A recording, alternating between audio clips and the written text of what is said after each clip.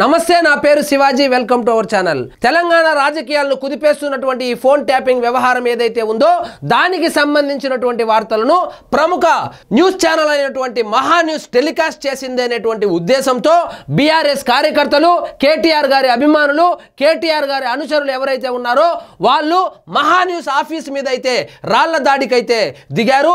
ఆ రాళ్ల దాడిలో చూడండి ఏ విధంగా ఆ మహా న్యూస్ కు సంబంధించినటువంటి వాహనాలు ఏ విధంగా ధ్వంసమైందో మీరు ఒకసారి చూడండి.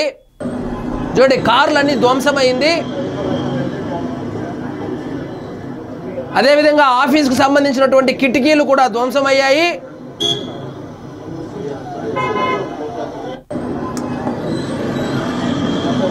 ఇదే రాళ్ల దాడిలో మహా న్యూస్ కి సంబంధించి కొంతమంది ఎంప్లాయీస్ కూడా గాయాలైనట్టు కూడా వార్తలు వస్తూ ఉంది. ప్రజాస్వామ్యంలో ఉన్నాము, మనము రాజ్యాంగబద్ధంగా నడుచుకోవాల్సినటువంటి పరిస్థితి ఉన్నప్పటికీ మీడియా హౌస్ల మీద ఇలాంటి దాడులు నిజంగా ప్రతి ఒక్కరూ ఖండించవలసిందే. మీడియా గొంతు నొక్కాలని చూస్తే రెట్టింపు ఉత్సాహంతో పనిచేస్తారు. ఒక్క మహా న్యూసే కాదు, నెలలుగా అన్ని మీడియా సంస్థలు ఈ ఫోన్ ట్యాపింగ్ వ్యవహారం గురించి మాట్లాడుతుంటే ఒక్క మహా న్యూస్ మీద మాత్రమే దాడి చేయడము నిజంగా ఖండించవలసినటువంటి విషయమే.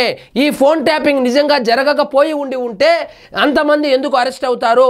సో ఫోన్ ట్యాపింగ్ జరిగింది అనేటువంటి మాట వాస్తవమే, కానీ అందులో ఎవరెవరి ఫోన్లు ట్యాపింగ్ చేశారంటే ఆ కేసుకు సంబంధించినటువంటి విషయాలు ప్రతిరోజు మలుపు తిరుగుతా ఉంది. మొదట్లో కేవలము ప్రతిపక్ష నాయకులు ఫోన్లే ట్యాపింగ్ చేశారని అందరూ భావించారు. ముఖ్యంగా బీజేపీ నాయకులు, కాంగ్రెస్ నాయకులు, అందులోనూ ముఖ్యంగా రేవంత్ రెడ్డి గారికి సంబంధించినటువంటి ఫోన్లు మాత్రమే ట్యాపింగ్ జరిగాయని అందరూ భావించారు. ఇంకా ఆ కేసులో లోతుగా పరిశీలిస్తే, లోతుగా విచారణలు జరిగితే అందులో బయటపడింది ఒక్క ప్రతిపక్ష నాయకుల ఫోన్లే కాకుండా సొంత పార్టీ నాయకుల ఫోన్లు కూడా ట్యాప్ చేశారని బయటపడింది. అదేవిధంగా కల్వకుంట్ల కవిత గారి ఫోన్ కూడా ట్యాప్ జరిగిందని కొన్ని వార్తలు కూడా వచ్చాయి. జగన్మోహన్ రెడ్డి గారి చెల్లెలైనటువంటి వైఎస్ షర్మిల గారి ఫోన్ కూడా ట్యాప్ అయింది అనేటువంటి వార్తలు కూడా రావడం మనం అందరము చూసాము. అదేవిధంగా ఒక్క రాజకీయ నాయకుల ఫోన్లే కాకుండా న్యాయమూర్తుల ఫోన్లను, వ్యాపారస్తుల ఫోన్లను, మీడియా హౌస్ యజమానుల ఫోన్లను, అదేవిధంగా సినిమా ఇండస్ట్రీకి సంబంధించినటువంటి వాళ్ళ ఫోన్లు కూడా ట్యాప్ అయ్యాయి అనేటువంటి వార్తలు గుప్పుమన్నాయి. ఈ సినిమా ఇండస్ట్రీకి సంబంధించి ముఖ్యంగా హీరోయిన్లు ఎవరైతే ఉన్నారో దాదాపు 10 మంది హీరోయిన్ల ఫోన్లు కూడా ట్యాప్కు గురయ్యాయి అనేటువంటి వార్తలు కూడా గుప్పుమన్నాయి. దీనికి సంబంధించినటువంటి వార్తలు ప్రచురిస్తేనే ఈ విధంగా దాడి చేశారు. ఈ ఫోన్ ట్యాపింగ్ వ్యవహారానికి సంబంధించి త్వరలో కేటీఆర్ గారు అరెస్టు కాబోతున్నారు అనేటువంటి ఒక వార్త కూడా వైరల్ అవుతా ఉంది. దీనిని జీర్ణించుకోలేకనే బీఆర్ఎస్ కార్యకర్తలు మహా న్యూస్ మీద అయితే దాడికి పాల్పడినట్లు తెలుస్తోంది. ముఖ్యంగా ఆ ఛానల్లో వచ్చినటువంటి గత వారం రోజులుగా వచ్చినటువంటి కథనాలు ఏవైతే ఉన్నాయో అవన్నీ అబద్ధాలని వీరు చెబుతున్నారు. కానీ మహా న్యూస్ వాళ్ళు ఏం చెప్తున్నారంటే వాళ్లకు అందినటువంటి ఆధారాలతోనే వాళ్ళు ప్రచురించినట్లయితే తెలుపుతా ఉన్నారు. అదేవిధంగా ఫోన్ ట్యాపింగ్ కి సంబంధించినటువంటి ఆ కేసుకు సంబంధించి విచారణ కూడా జరుగుతూ ఉంది. సో విచారణలో నిజంగా ఫోన్ ట్యాపింగ్ జరిగిందా, ఆల్రెడీ జరిగిందనే చెబుతా ఉన్నారు.